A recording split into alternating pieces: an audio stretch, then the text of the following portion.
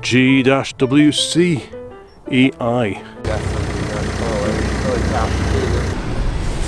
Beautiful 2CV. Great to see that one out here as well. The Series 3 V12 E-Type.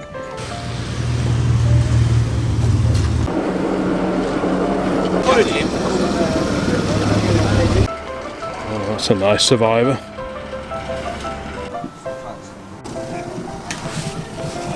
Such curvy little cars. Big brother, of course, to the A30.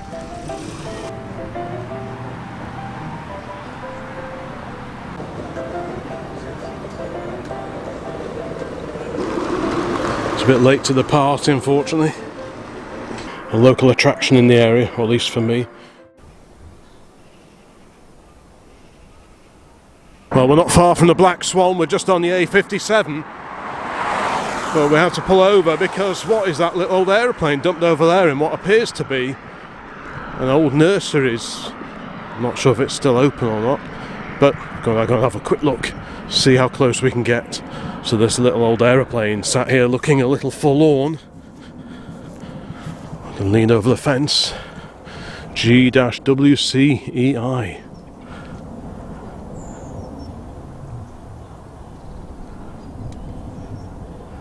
Right, back to the car. I don't think we've got too far to go now. It's about 9:20. The meeting is meant to start about 10, so we should be there in good time for some of the arrivals. Well, morning folks, the trusty Honda Accord has been pressed into service. It is New Year's Day 2024. Happy New Year to everyone watching the channel. Thanks very much for following what we're doing, and hopefully there'll be more of the same throughout the rest of this year. I'm joined by Mrs. OCC and my youthful assistant here. Good morning, yes, Happy New Year to you, sir. And we are here at the Black Swan. Now, exactly 1 week ago today, we were stood in the car park at the Jolly Thresher waiting for lots of cars and various steam vehicles. And today we are at the Black Swan, just off the A57 west of Manchester. This is somewhere I've never been to before. But when we were at the Thresher, I was speaking to the gentleman with the Austin 16, and he gave me this leaflet and reminded me of the Brass Monkeys New Year's Day classic car meet, so that's why we've come over here nice and early on New Year's Day, and we're visiting this particularly fine looking pub. What a great looking place this is. I wonder what age this is. Certainly a beautiful morning, and the weather forecast is looking pretty good for most of today, so I'm hopeful there'll be some interesting cars turning up today. Maybe the Austin 16, and maybe the Chevrolet Corvair that accompanied it to the Jolly Thresher just 7 days ago. If you haven't seen that video yet, please check that one out when you're finished here. But yeah, what a lovely venue for a classic car meeting. Weather's on our side, so fingers crossed we'll get some lovely cars here today.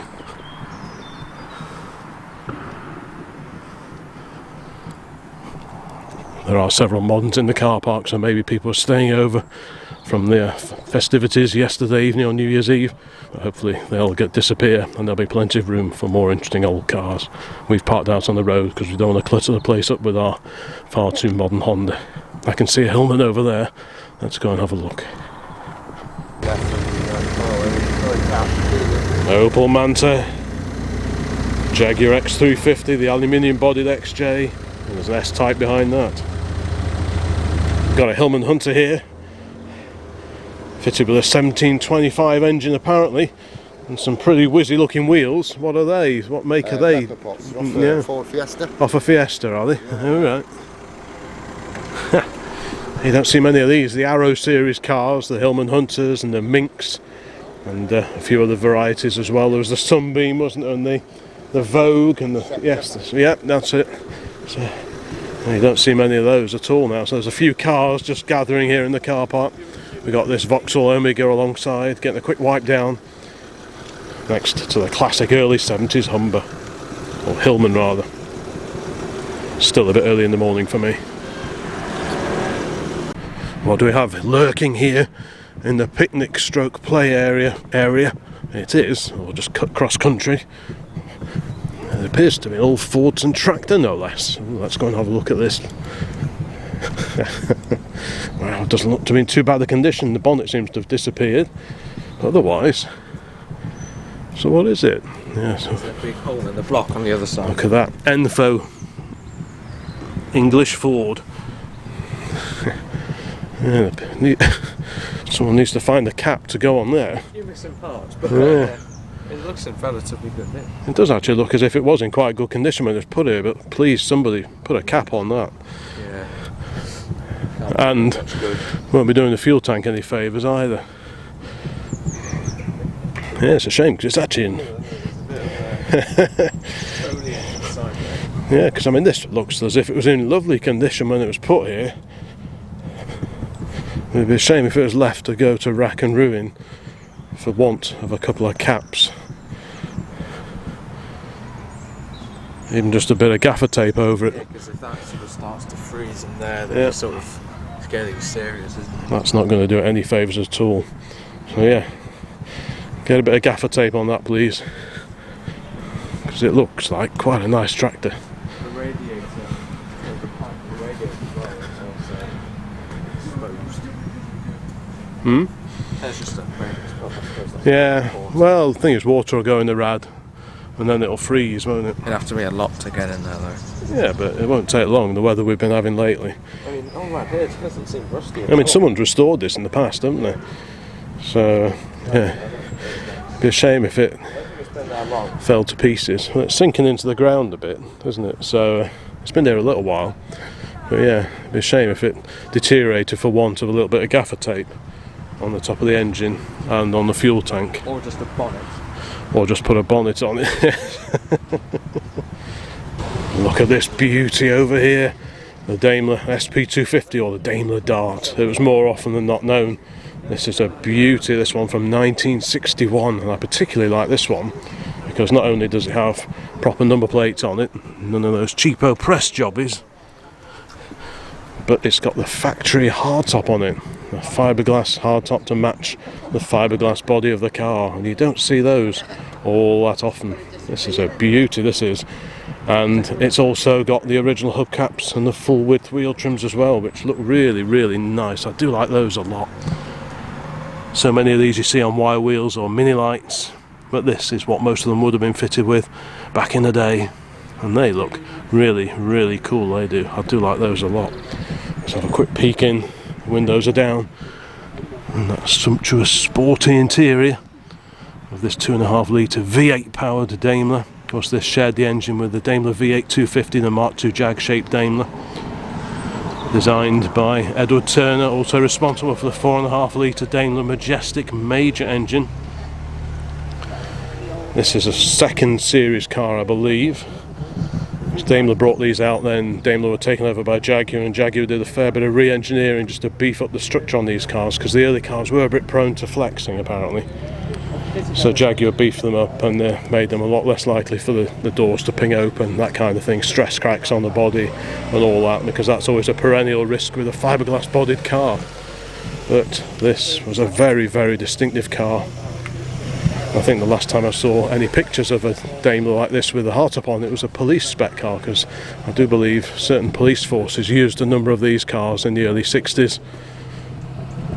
Presumably due to the excellent performance of this V8 powered car. Fiberglass bodies are nice and light, under a ton I'm told, so I'm sure this particular car bobs along very, very nicely indeed, and this is a beautiful example of the breed as well. I've not seen this one before, so it's a real treat to see this one here this morning on New Year's Day.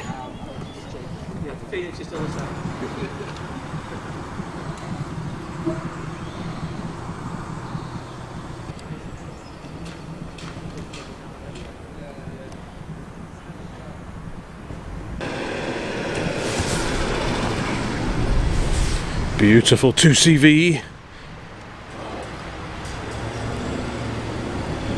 What a cracker that is. Classic Morris. That was the one at the Jolly Thresher, wasn't This it? was the one that was Quite at a the late Thresher. one. Yeah, it's on a J plate. Great to see that one out here as well.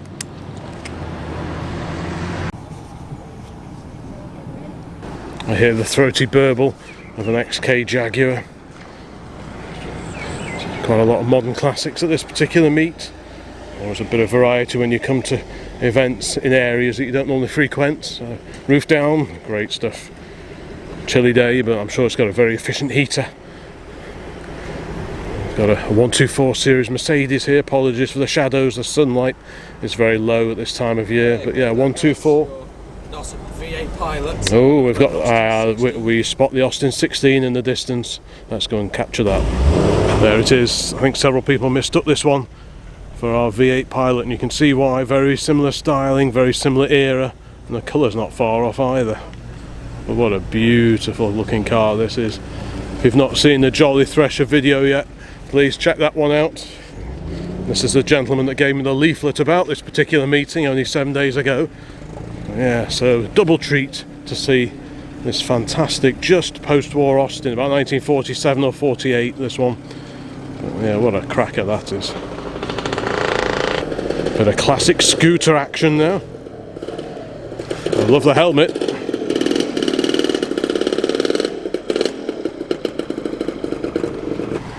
Austin's on manoeuvres. There we go. Pride of place at the front of the pub. So it's about 2.2 litre 4-cylinder engine in these particular cars, based on pre-war mechanicals, but this is a post-war only model, the Austin 16. A whole squadron of scooters.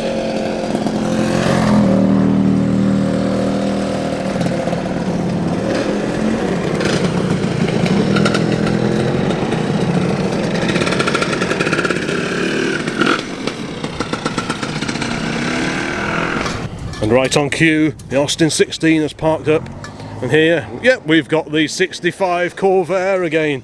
What a cracker! Great to see it. Yeah, great to see this one out and about again. Convertible version, of course. You could get the and that. What a fantastic sound from that flat 6. Let's get it as it reverses back. That's a very groovy sounding car.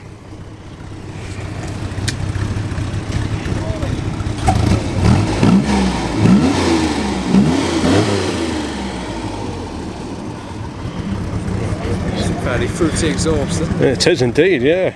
Such a strange car for Chevrolet to produce. I mean, I'm guessing this was almost their economy compact car of the 1960s. I mean, more often than not you associate Chevy with big front-engine V8 cars, but this rear-engine air-cooled flat 6 was a real departure from the norm for this mass manufacture of cars over in the States.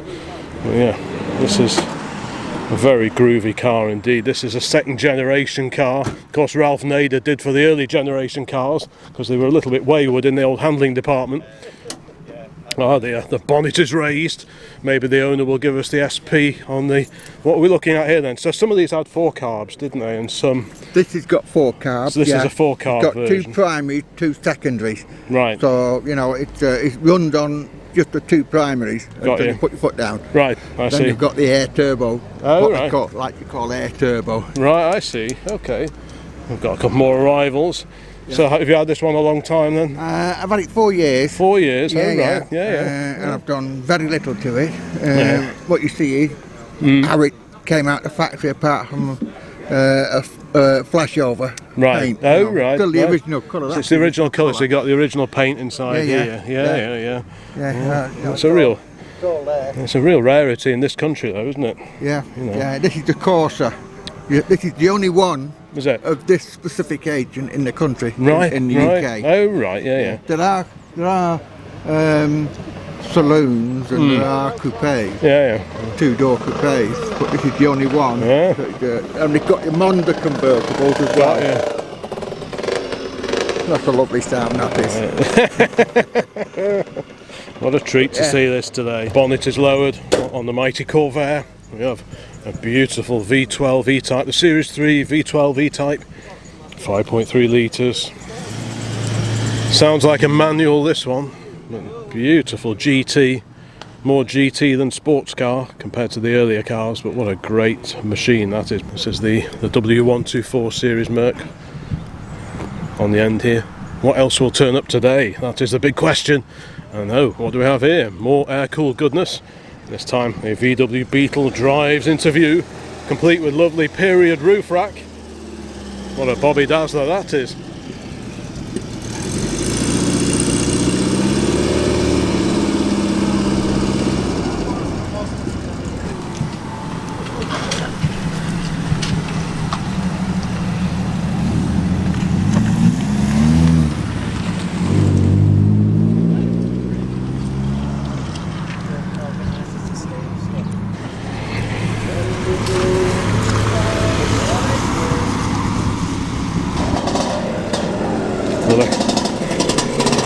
Fine contingent of scooters here today.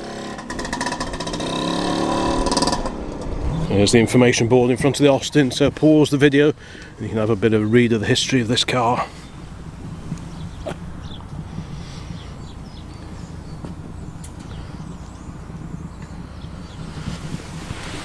Yeah, this was one of the cars, one of the models.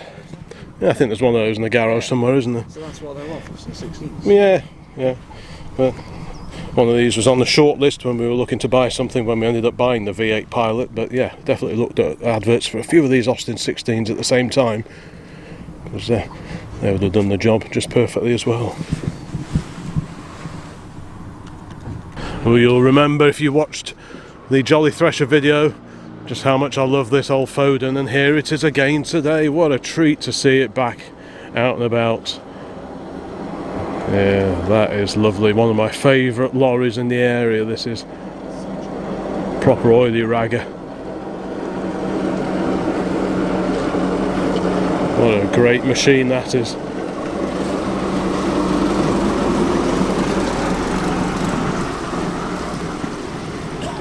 Complete with the purpose-built wooden living accommodation on the back.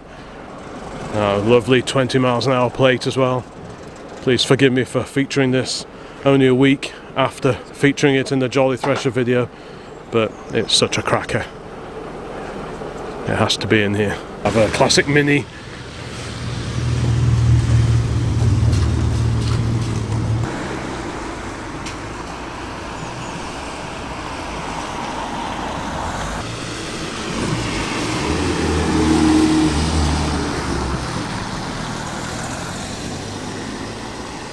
Definitely one of my favourite lorries in the area, this one. We've seen this one at Astle Park, probably Smallwood, maybe Llandudno.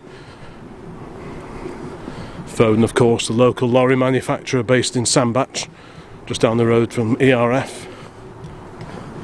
So there are quite a few Fodens and ERFs preserved around here, but not many with the original paintwork like this one. And that's what sets this one apart from all the others. Yeah, that really is something else.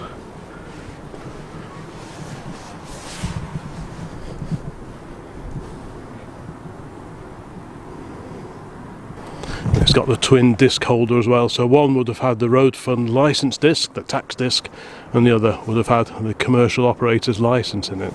So that's something you see on quite a lot of these preserved old lorries.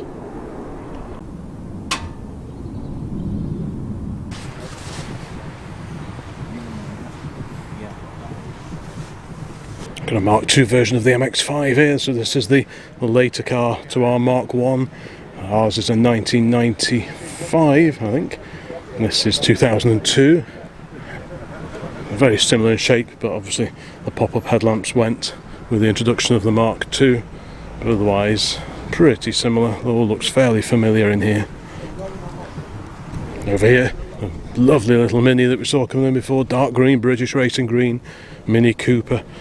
This was from the era when Rover Group reintroduced the Mini Cooper. Initially it was a kit of parts that you could upgrade your regular Mini with, and after a while they put the Mini Cooper back into series production. You could order it from the dealer looking just like this, complete with the bonnet stripes and the reproduced John Cooper signature there on the front. I wonder how many people driving modern Mini Coopers, the BMW Mini Coopers, even know what the Cooper name actually means in the history of the Mini, the classic Mini. Of course, John Cooper, famous for his lightweight, small, rear-engined race cars, 500cc to begin with. And then he decided that souping up the Mini would seem like a very, very good idea. Alice Agonis wasn't initially sold on the idea of tuning up the Minis and selling a hot version, but as history tells us, it was an inspired idea, and Mini Coopers proved to be so successful in circuit racing, rallying, and many more competitive arenas. And they also made for very entertaining quick road cars as well. Not huge power output, but because they're so small and light, they bobbed along very, very well indeed. And I can hear the two-stroke putter-putter of another scooter. In fact, another pair of scooters.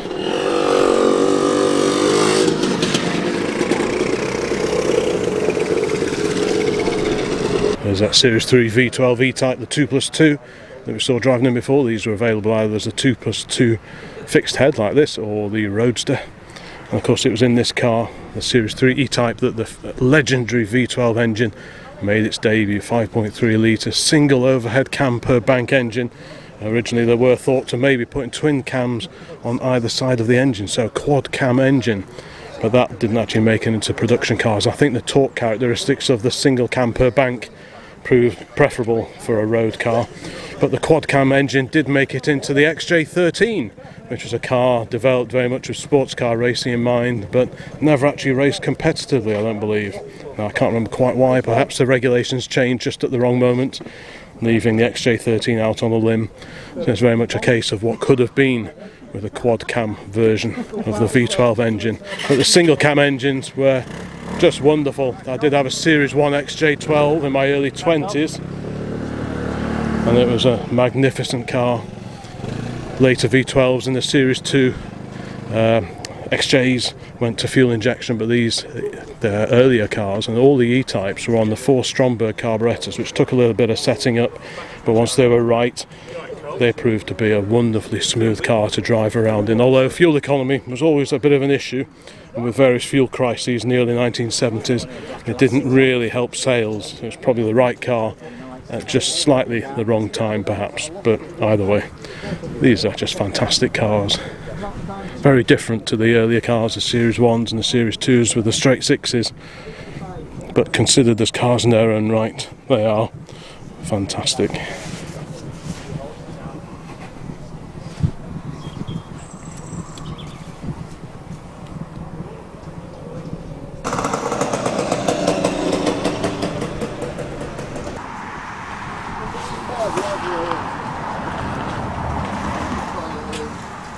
You don't see these Volvo 460s all that often now.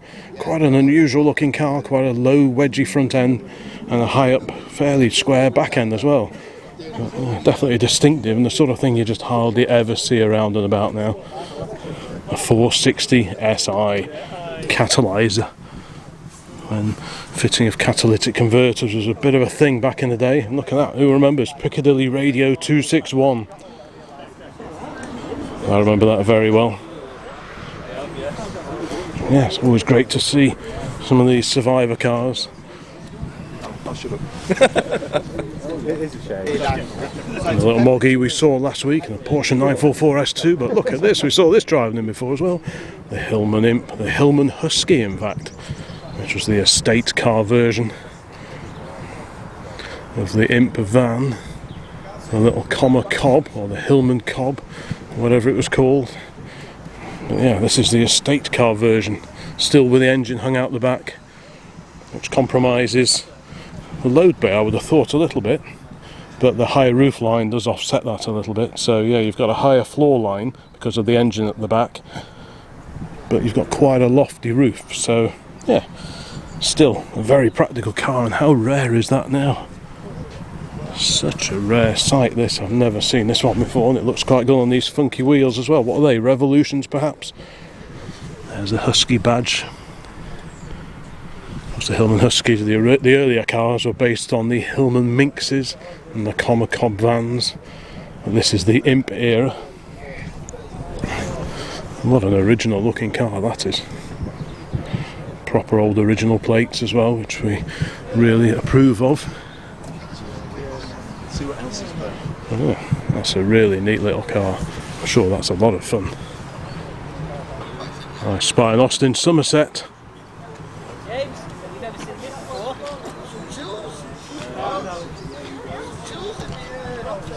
Just see its distinctive roof line.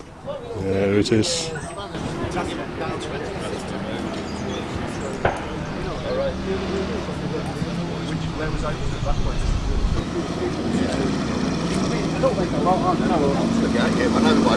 It's encouraging.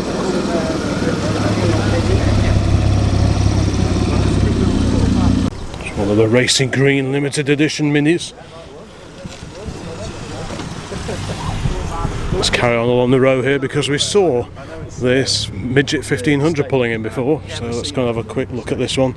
It's not a colour you see all that often, a very light limey yellow sort of colour. I'm sure someone will know the official colour, the proper British Leyland colour. So this little midget.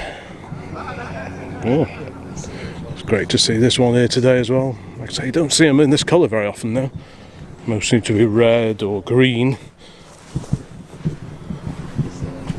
But as regulars to the channel will know, we do like a yellow car. Our MX-5 is quite a vibrant yellow as well. And I think for a small car, it does help to be seen a little bit as you're driving around, because there's that immaculate 2CV. Is this the one we saw at Hopley House? Yeah.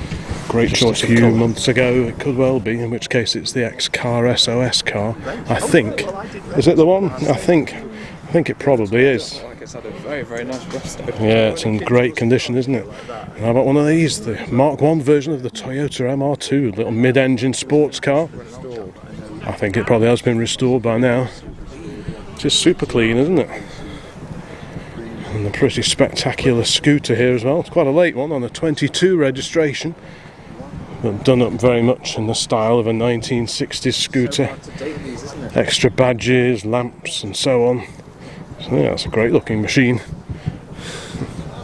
Nice RAC badge. I'm so used to seeing AA badges. What's that? Van Catra Dumont. Yeah. There's a rainbow over there. Is there? I've driven Alton Park. Clearly it gets around quite a lot in the area, so I'm sure this is the car we've seen at Hopley House before now. The Vectra wagon, very shiny one in red. And next to it, an i200, the Ermshire 200 Opel Manta. How cool is that? No, I'm always talking to myself, don't worry. Next to that glorious Daimler. Let me know in the comments what would be your car, what would be your takeaway vehicle of this particular meet. Maybe it would be this Daimler, or maybe it'd be the Austin 16, or perhaps the glorious Foden lorry. And quite a variety of cars here today to suit most tastes. The Foden covers the commercial vehicle angle. We've got sort of 80s and 90s, more recent classics, retro cars. Cars of the 1970s like this Hunter. Got an E36 Cabriolet with hardtop over here. The Omega with police lights. Ooh, that's not a sight you'd want to see in your rearview mirror. Your Nick Sunshine.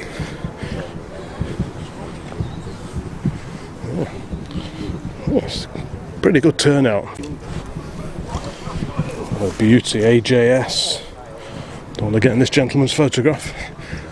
No. And there's that Nova. Is it a sporty one, the SR perhaps? These are getting really sought after now. They were in the shade of the fast Fords for many years, XR2s and such like, but people are cottoning on to the Vauxhall equivalent now, and this is, yes, it's a 1.4 SR. Oh, and there's the rotund rump of the Austin A40 Somerset, about 1953 or thereabouts. I used to have one of those. Grey's excusable for that, isn't it? Yeah, Bob. We've known about modern grey. Yeah, I don't like all the grey modern cars, but on an old car it's fine. I can hear some more scooters coming in, but we will prioritise looking at this lovely Austin Somerset. Like I say, early 1950s. I used to have one of these. I didn't entirely get on with it. Took a little while to get it running right. And its first successful drive out, the rear wheel fell off as we were driving along. I ground to a halt on a freshly tarmacked bridge in Hertford near Northwich. So that was a bit of a downer, but yeah, I'm sure I think I just had a bit of a Friday afternoon example. But this is altogether a much happier looking example. Original registration number still in place, which is great to see. Proper Blumels plates, which we approve. Yes, there's one of those grids, the original. Yeah, it's the original grille off my car that's still hanging up in the garage. So this had the 1200cc engine, single carb, pre-B series. It was the forerunner of the B series engine in these 1200cc. Yeah, they may have had a slightly larger engine in some of the export markets, perhaps. I'm not quite sure, but well, no, this was a different engine altogether. This was nothing to do with the A series, but it was overhead valve. Yeah, well, this was pretty much a new engine, I think. at the time, and then it was sort of revised, reworked, and it became the B series for the later Cambridges and such like. And this was based on the Austin Devon and the two-door Dorset, so a very similar chassis underneath. These have hydraulic brakes all round, 3-speed gearbox, I think. Was it 3 or 4 speed? I can't remember now. 4 speed, but well, you had the Hereford was the bigger car, which had the engine from the Austin 16 in it, but this is the A40 Somerset, an Austin Counties car as they're often called now, grouping together the Devon, the Somerset, the Herefords, the Hampshires and so on. But yeah, column change, all the Somersets were column change, Nice. as were some of the A40 commercials. Oh yeah, what a Bobby Dazzler this one is, and it's in a lot better nick than mine was. Yeah, the lovely Blue Mills plate there. You're copying my video now. Yeah, well, you know, who taught you? Passed my test on running column chain in A55. Did you? Reverse, you go. Yeah, what a cracker this is. The original blue interior. Yeah. Great little cars. Always a little bit underdamped, so they could be a little bit roly-poly if you pressed on in the corners, but that was never really the point of a family car like this in the early 1950s. Many of these were exported during the export or die era. Yeah, what a treat to see such an original, well-preserved example of the A40 Somerset here today. Let's carry on along here. There's that lovely little MGA, a 1600 I think it is. Yeah, 1600 according to the badge. The early ones were 1500. Then we've got a Mini Ritz of 1985. One of many, many limited edition minis that were produced over the years. On the end here, a 700 series Volvos. This is 760 GLE. Looks very much like one from the late 1980s. Amazing shaped car, very much American market was in mind with these particular cars when they were designed. The rear window is near vertical on these. Oh, it's a 740 GL, so I think that's a 2-litre car. Many years ago when we moved house, which is 20 plus years ago now, when we moved down to where we are now, we actually bought a 760 GLE estate, which was very similar shape to this, but obviously the wagon version. And that was an incredibly useful car just for moving all the stuff from one house to another. We did so many runs with it, and it was incredible. I think I paid £125 for it. It had a slipping automatic gearbox, but all it needed was the fluid topping up, and then it drove perfectly well. And we used it for a few months just while we were moving house, and then we sold it on again, I think, for about £100. So the overall cost to us was about £25, something like that. Although when we bought it, it did have a new MOT on it. So that was a really good buy. It's probably still going. I won't be at all surprised. These things were built like tanks. But yeah, great to see this one here today. Like I say, a real variety of cars here today at the Black Swan, just off the A57.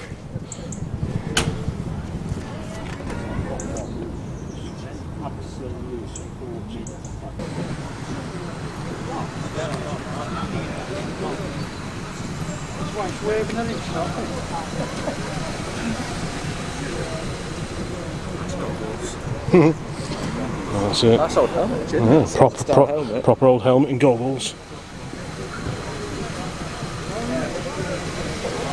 prefer to wear that sort of thing than that. Yeah. Although, I prefer to crash. yeah, if you're going to have a crash, pop one of those on first. But if you're not going to have a crash, Just keep the extra one of those. it probably helps to have a beard, because your chin will get very cold in one of these. I can't remember. You're working on that at the moment, are you? No, I think I'd do your cloth, you know what I mean? Yeah. Bit of scarf would do, wouldn't it? Yeah. Oh, what a beautiful pair of classic British motorcycles here. Got a bit of stubble because You might be wondering why it's called the Brass Monkeys meet. Well, this time of year is quite chilly, and Brass Monkeys is a bit of a slang term going back many, many years for something that is particularly chilly. So hence, the Brass Monkeys.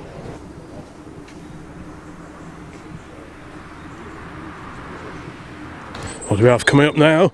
It's a Vauxhall Viva HB. Oh, that's a nice Survivor.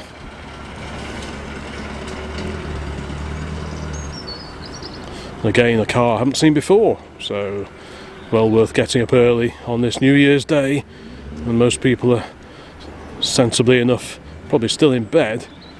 The die-hard classic car enthusiast.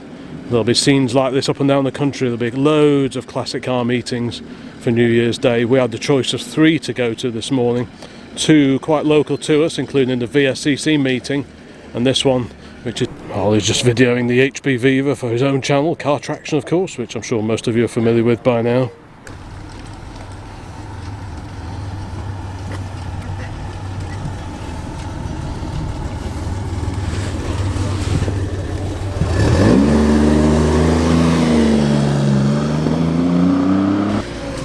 The oldie Volvo's heading off now.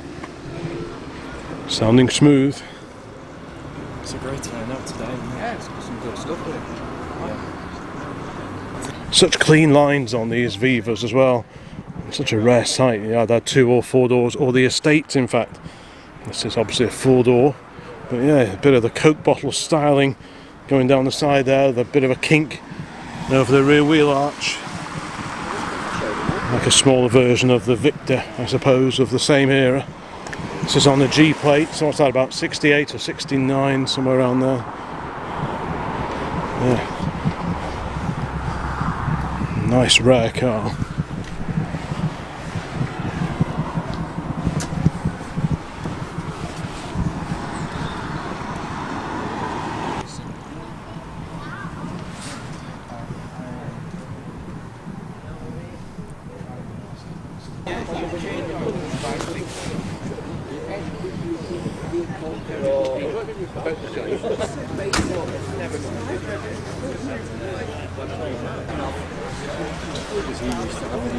Another Volvo arrival over there.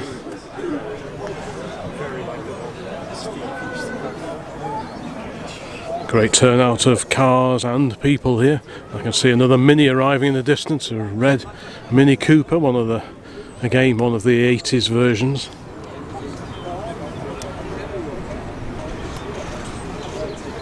Did you see how that's in this bonnet? Another classic Mini coming in. So what model, what limited edition are we looking at here? Apologies for looking into the sun. There's another little Mini Cooper on a P plate.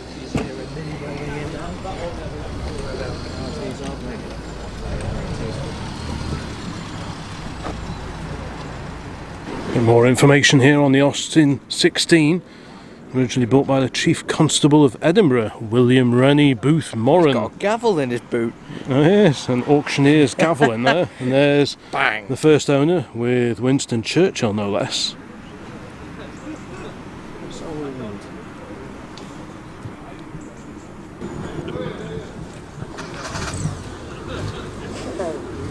The red Mini just arrived, and the racing green example is just leaving.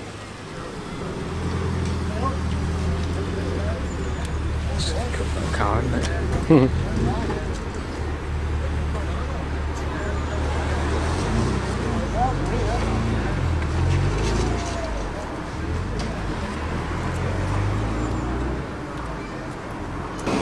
Yep, Volvo's definitely on manoeuvres.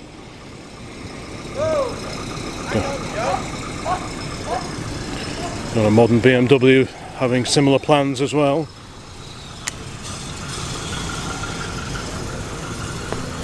And here the Mini Ritz, a few years old this one now. Got 1985 I think, C-plate. There's the mighty Volvo just doing a 3-point turn. And off it goes, the mighty Swede. Regulars to old classic car will know I do have a fondness for old Volvos. We've had a few Amazons, and like I say, PVs and that 760 GLE, which was such a good workhorse all those years ago. Look at that tractor, an MAN tractor. Wow, what is that? Is that tractor going to park up, or is he off somewhere else? Let's have a quick look. I will engage overdrive and head out swiftly to the road and see if there's any sign of it. I'll annoy this BMW driver again. Well, it's just gone up here. I just saw the trailer heading off down this road. There it is. What country is that from, Dad? MAN. I'm not sure. So this dates to 1960, and there's the bill plate there, München, from Munich in Germany. That's a very groovy tractor. So built in München in 1960, no less. What a cracker that is. Yeah, that's how we know they're obviously like there's like your bands and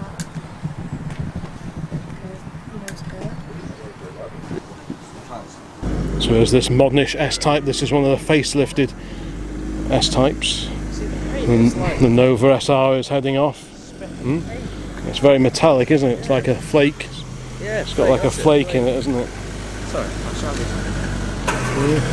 Oh, and the A40 Somerset's going as well. A mighty 1200cc 4-pot engine fires readily into life. Apologies for the shadows, like I say, very low sun. It's got a sunroof, this one as well, which makes it quite unusual. Such curvy little cars. Big brother, of course, to the A30.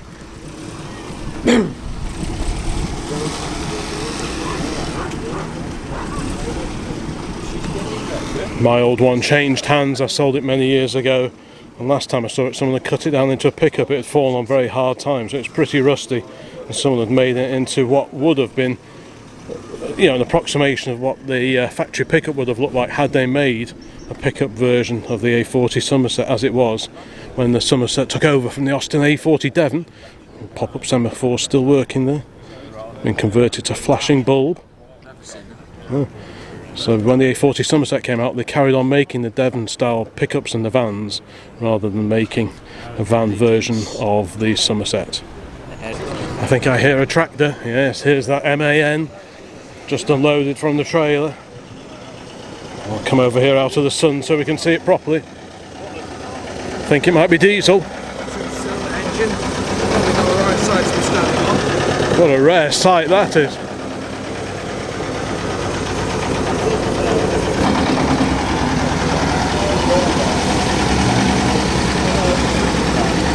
Having seen one that What a treat to see that seriously rare tractor here today. because all the attacks. How cool is that? From a distance I thought it may have been one of the Porsche tractors with that very curvy bonnet on it, but no, this is an MAN.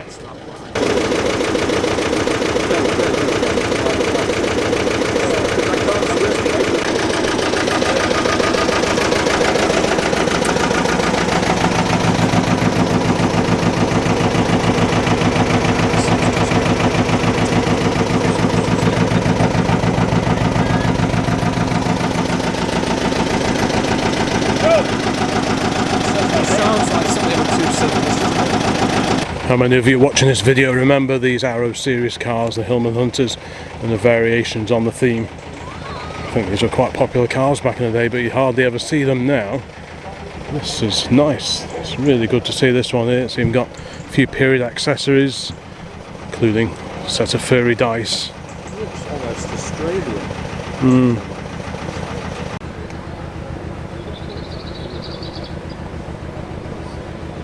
I love the wooden speaker boxes on the rear parcel shelf of this Hillman Hunter. I well remember screwing speaker pods onto the rear parcel shelves of cars back in the 1980s.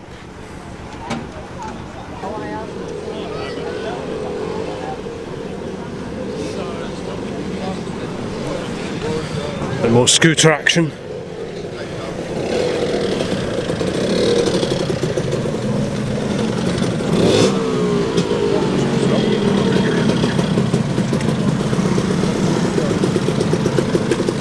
The smell of two-stroke in the morning doesn't get any better than that.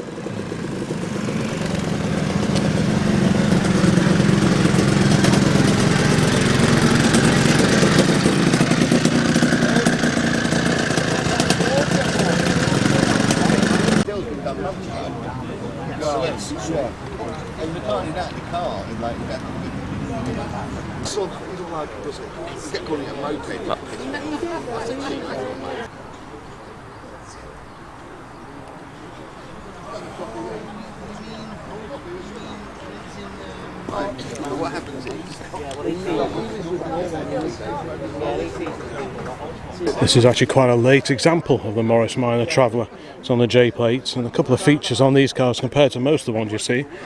They have silver rather than old English white painted wheels, and also black interior trim. I think they were all finished in this black vinyl, whereas obviously earlier cars had blues and red trim, maybe piped in white. And these very late examples had black trim and the silver wheels.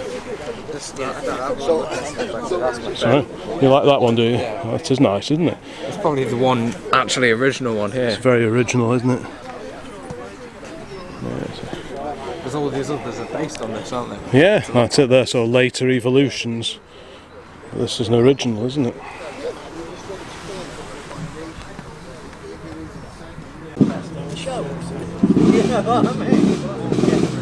Sounds like we've got a bit of scooter movement over here. Oh, it's stopped again. Oh, yeah, there's a huge turnout of scooters, old and new.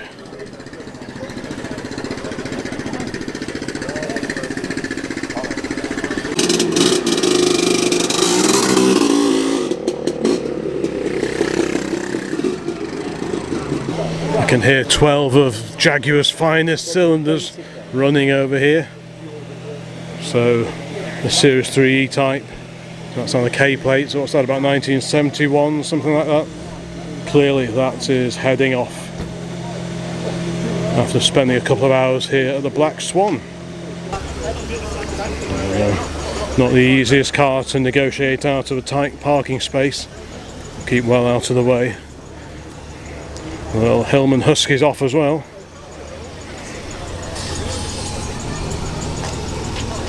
Such is the variety of cars you can expect to see at an event like this. Yeah, you're right.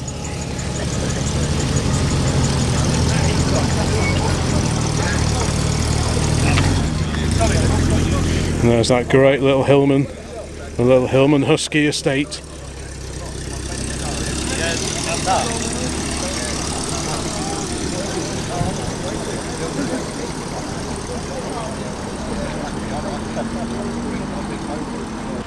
Sprint over here to capture the sleek lines of the Jaguar.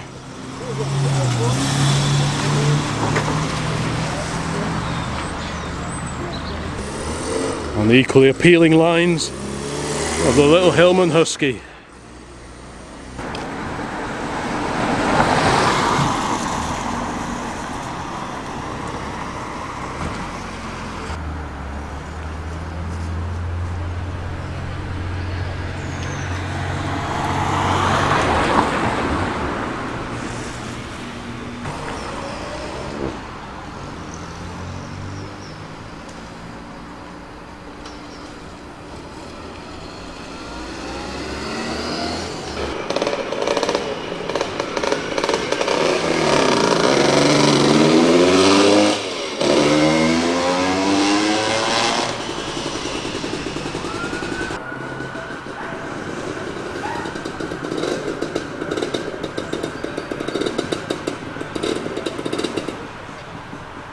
Oops. The flame's gone out.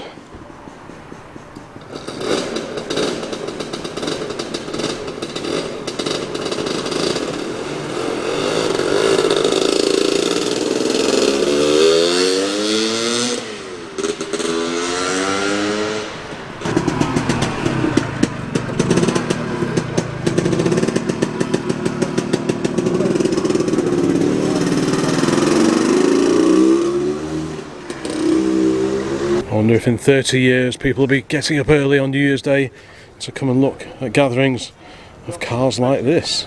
I guess it's always possible. The roof down now on the midget, and it's been joined by a later Toyota MR2. That's a Mark III, I think. I'm sure my youthful assistant will confirm.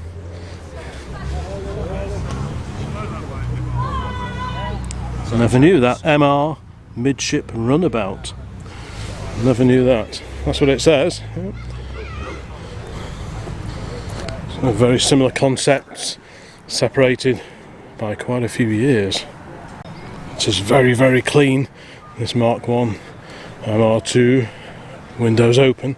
Let's have a quick peer inside this little two-seater. It's in really nice condition. All the original trim, no wear on the seats, which is unusual for these, I think.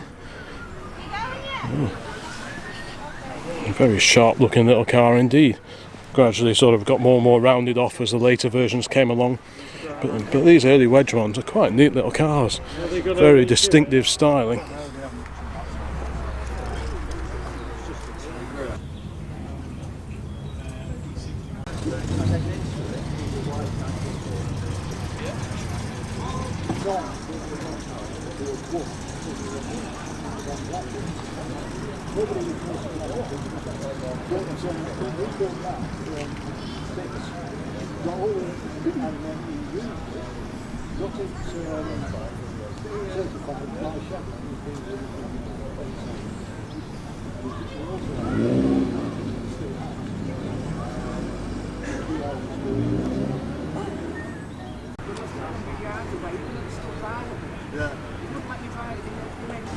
The beautiful muted burble from that 2.5 litre V8 engine. Stainless steel exhaust pipes there poking out under the rear bumper. What a cracking car that is, and so great to see one with its original hardtop in place. What a fantastic car. Such distinctive styling. But yeah, what an incredible bit of kit that is. From a manufacturer such as Daimler, better known for fairly sober, luxurious cars, to come up with something like that is pretty special.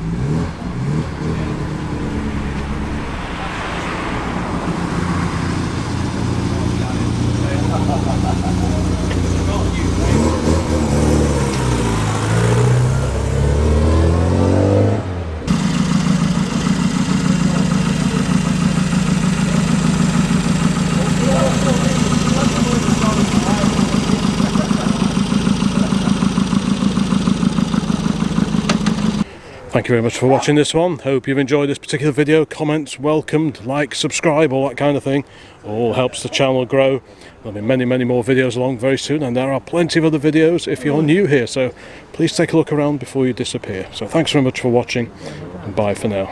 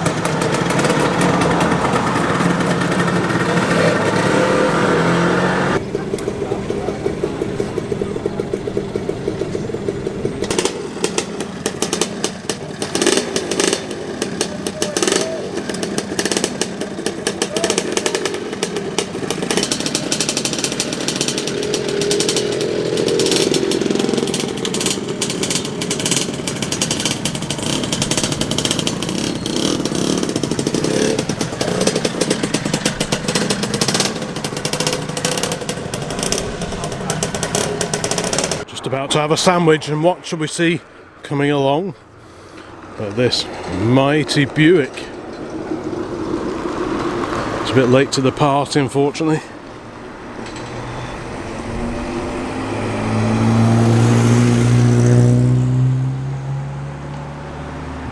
I'll have to scoot back and just have a quick look at that. Wow, that's quite something, that is.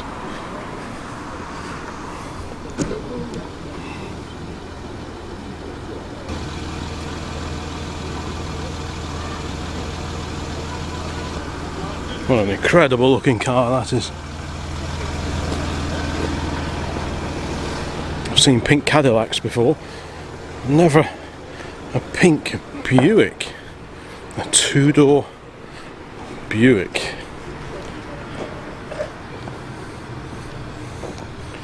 (1958) Buick Special, Memphis, Tennessee.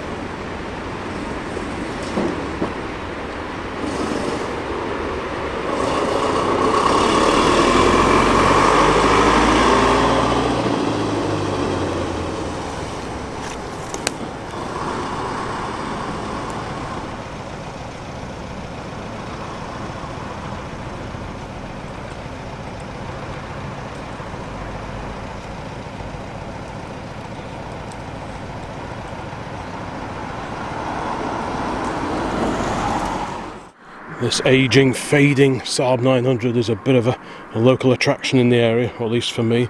We are in sunny Nantwich at the moment, and this has been here as long as I've been driving down this road.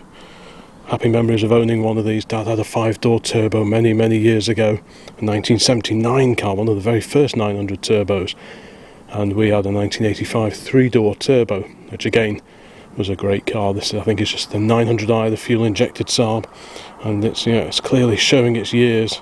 So how many more times we'll see this one parked at the side of the road is anyone's guess, but I thought I just had to capture it on camera for posterity, because I keep driving past it and I keep thinking I must take a photo of that, but finally I've got round to it, fading as so many red cars do. But yeah, what a great old survivor. This is a bit of a local institution in the area, I think, this great old Saab. How much longer will it be on the road? Who knows? Have any of you watching this got any memories of these classic Saabs, or maybe the 99s that came before? Who knows? Let me know in the comments. It's always good to read your stories and first-hand recollections of the cars that feature on the channel. But yeah, clearly this is a very used as opposed to a very loved example, I think. Oh, look at that Riley. Well, that was a bit of luck.